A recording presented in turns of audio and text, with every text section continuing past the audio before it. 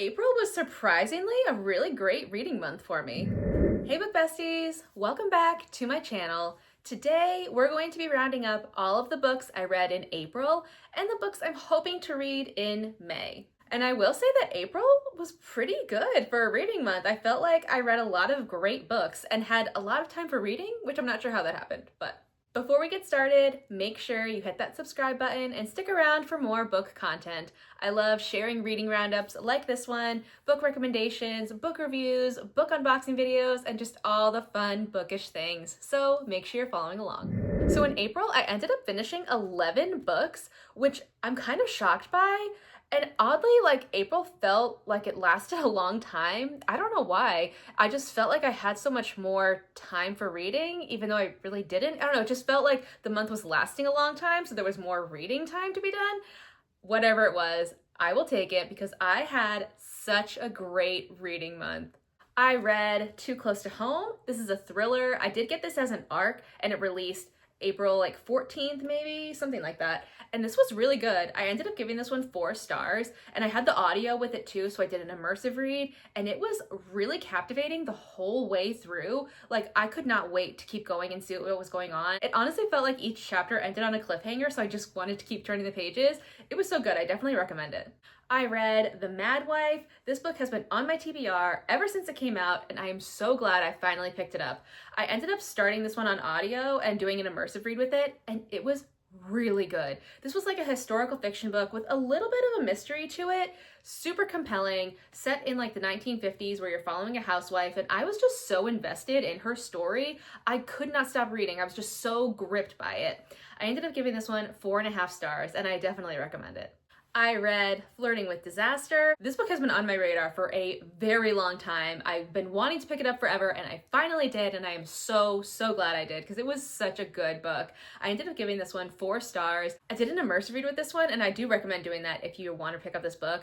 Such a good story. This is actually kind of a retelling of Sweet Home Alabama, which is my favorite movie of all time. But I will say that I didn't really feel like it was a retelling as much as a trope, if that makes sense. It's a second chance romance. So it was that's pretty much where it ended for the retelling aspect or whatever. I felt like it really stood well on its own and had so many interesting qualities to it that were very different from Sweet Home Alabama. So yeah, it's definitely not a retelling, I would say. More like a similar type of trope to it.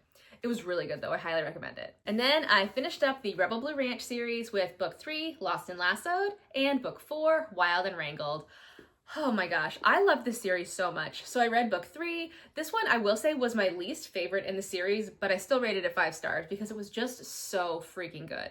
And then book 4, my favorite in the series, I rated it 5 stars. I loved this story so much. Second chance romance. When these two characters were introduced in book 2 as being a couple, I was very intrigued and it totally delivered.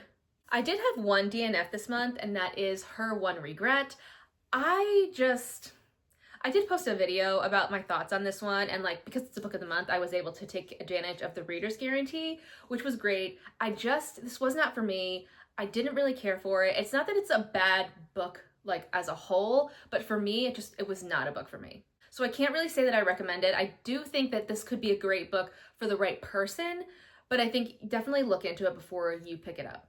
I read an ARC for Scary Movie Night. This is a thriller book that comes out in July, and I loved it. Miranda Smith does such a great job of writing really well-rounded characters and hitting you with those plot twists that you don't see coming, and this book was no different.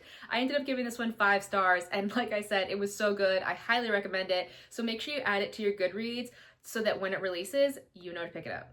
I read This Book Made Me Think of You. This book is taking the internet by storm right now, and it was so good. Such a cute story, really emotional, really great characters, a book about books. I really enjoyed it. I ended up giving it 5 stars. I picked up Boney Creek, and this is a thriller book it was a really good story, and I did the audio on this, but kind of an immersive read, mostly an audio though. I will say it took me probably till 20% in to really get into the story, but once I was in it, I was in it. It was super gripping. I was really enjoying it, trying to figure out where everything was going. But the ending really fell flat for me. I feel like there were things that weren't tied up, And it made me think that maybe there's a sequel coming to it, but I looked up online and couldn't find anything about it. So honestly, like, even though I enjoyed my time with it, even though I didn't like the ending, I wouldn't recommend it because I wouldn't waste my time. Like, if that makes sense, because sure, it was a good time, but I was left feeling really unsatisfied. And for my rating, I gave it 3 stars. I also read an arc for Returning to Raven's Ridge. This book did release in April, and this was such a good romance story. It's a second chance romance, which is my favorite trope, and I really enjoyed this one. It's going to be a series, so you get to see some sprinkling in of different characters you're going to see throughout the series. I had a great time with it. Loved the vibes of the book. I think this is going to be such a fun series. So yeah, I highly recommend checking it out. It's an indie author, so I love supporting indie authors. I ended up giving this one 4 stars. This month, I also finished up the Rose Hill series with Wildcard. Let me tell you, I absolutely loved this book. It was, the story was so freaking good. I loved both of the characters in this book. I really connected with the FMC in this one in a way that I wasn't even really expecting. And it was so beautiful, their love story. And I'll be honest, I was a little hesitant about reading this one because I'd heard really mixed reviews. Actually, I'd heard mostly bad reviews about it, but oh my God, I absolutely loved it. It was so good and such a great way to wrap up the series.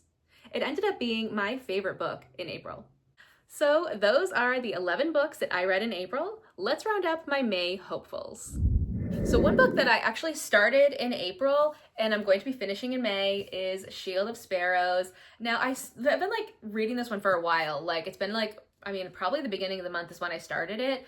But I ended up putting it down for a little bit because I had to focus on my book club read and just other things that I was reading. And this is a book that I'm really wanting to take my time with. It's a romantasy read, and romantasy is not something I read a lot of. So I'm really trying to lock in and only read this when I have a good chunk of time to sit and read, just so I can gather everything and really be paying attention. And I've been doing an immersive read with this as well. And normally when I do an immersive read, I listen on 3 times speed as I follow along in the book. But for this one, I've been doing 2.5 because again, I really need to feel locked into the story so I'm not missing anything. And it's truly been the best way to go. Right now, I'm 30-ish% through, and I feel like the action has really started picking up, and I cannot wait to see where this story goes and see what everybody else is seeing about this book because I've had serious FOMO. And another book that I started in April and just didn't get to finish is The Unselected Journals of Emma M. Lyon, Volume 3. I was so close to getting this one in under the wire for April, but I had 50 minutes left and it was 11 o'clock at night. I was like, I can't finish reading this book. I have to go to bed. So I'm going to be finishing this probably tonight. So by the time this is posted, I'll probably be done with it. But let me tell you, so far, this one is my favorite in the series. I am just laughing so hard. Emma is hilarious. I will be reading an arc for 8 Endless Seconds. This is a book by an indie author. It's a cowboy romance. It sounds really good, and it comes out in May. I believe it's May 15th. I'll put the pub date up here if I am wrong, but May 15th is, I'm pretty sure what it is.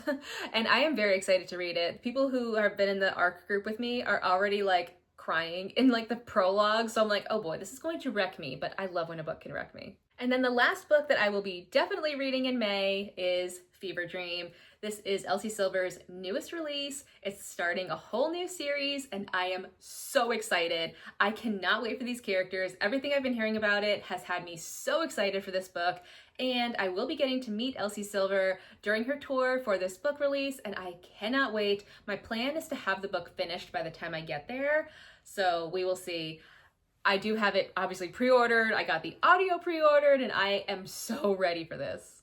And then other than that, I'm really just going to lean into some mood reading. I have a couple other books that I'm hoping to get to, but we'll see. Like I said, I just want to do some mood reading, so I can't wait to see what I end up picking up in May. In the comments, let me know what book you're looking forward to reading in May and what your favorite read was from April. Thanks for watching, besties. I'll see you next time.